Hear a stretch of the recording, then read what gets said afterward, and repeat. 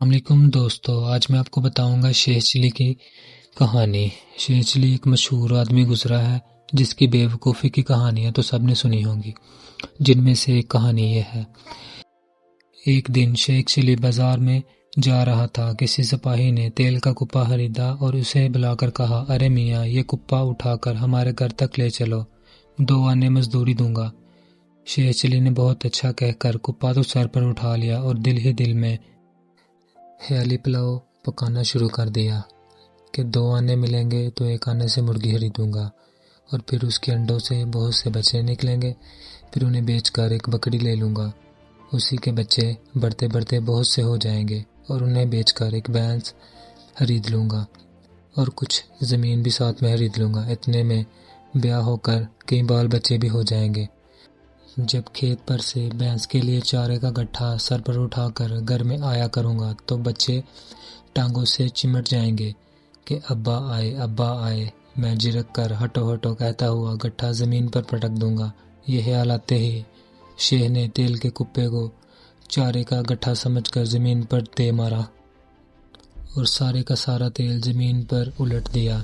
تیل کے مالک نے کہا، ارے نالائق، کیا بھنگ پیے ہوئے ہو کہ 10 روپے کا تیل گرا کر سب خاک میں ملا دیا؟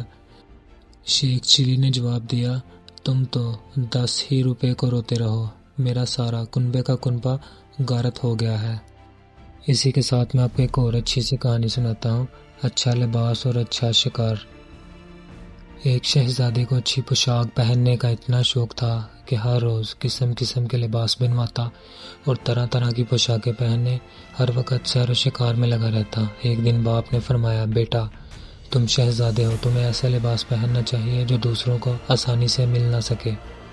یہ قیمتی کپڑے جن پر تم اکڑے پھرتے ہو ہر شخص بنوا سکتا ہے۔ شہزادے نے عرض کیا، پھر وہ لباس کون سا ہے جو دوسروں کو مل نہیں سکتا؟ فرمایا، وہ نیکی اور پرہیزگاری کا لباس ہے جو ہر ایک کو نہیں مل سکتا۔ یہ زرعی کے کپڑے تھوڑے دنوں میں پرانے ہو جاتے ہیں، مگر نیکی اور پرہیزگاری کا لباس ہمیشہ نیا رہتا ہے، نہ کبھی پھٹے اور نہ میلا ہو۔ اسی طرح ہرن، پارے، باراسنگا، شیر اور چیتے کا شکار بھی سبھی کر سکتے ہیں، لیکن تمہیں ایسا شکار کرنا چاہیے جو دوسرے نہ کر سکیں۔ شہزادے نے پوچھا، وہ شکار کون سا ہے؟ فرمایا، رعایا کے دلوں کا شکار۔ اپنی رعایا کے دل جیت لو، یہ وہ شکار ہے جو ہر کوئی نہیں کر سکتا۔ اس چھوٹی سی کہانی سے ہمیں یہ سبق ملتا ہے کہ انسان کو اچھا لباس پہننے کی بجائے لوگوں کے ساتھ اچھے اخلاق کے ساتھ پیش آنا چاہیے۔ آئی ہوپ آپ کو ویڈیو اچھی لگی ہوگی۔ Thank you so much for watching. اللہ حافظ۔